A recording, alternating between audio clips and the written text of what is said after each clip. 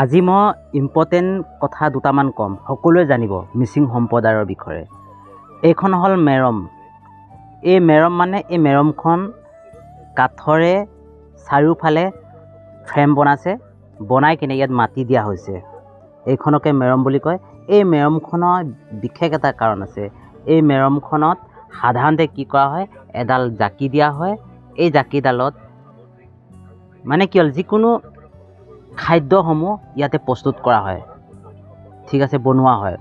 গতিকে এই মেৰমখনত সাধাৰণতে ইয়াত মাটি দিয়া হয়। মাটি কোন দিশৰ পৰা অনা হয় সেইটো এটা কাৰণ আছে। সেই বিষয়ে মই বেলেগ এটা দিনত মই প্ৰচাৰ কৰিম। কিন্তু এই মেৰমডালত এই মেৰমখনতে সাধাৰণতে কি কৰা হয়, জুই জ্বলোৱা হয় আৰু চৌকাত ভাত বনোৱা হয়। দেখিছেনে, এতিয়া ভাত বনি আছে।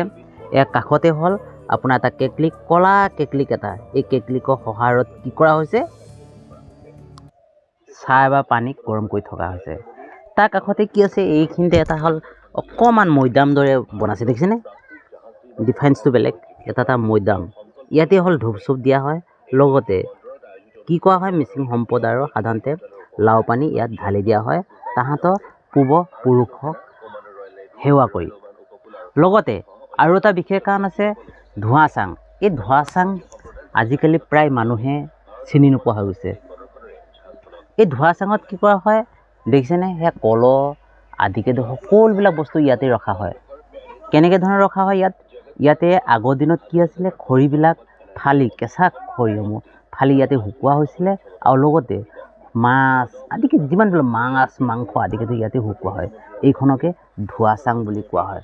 ইয়াৰ বিশেষ কাৰণ, তাৰ ওপৰত এখন ডাঙৰ চাং আছে। সেই ডাঙৰ চাংখনত সেই বস্তুবিলাক ৰখা হৈছে। দেখিছেনে কি বস্তু ৰখা হৈছে।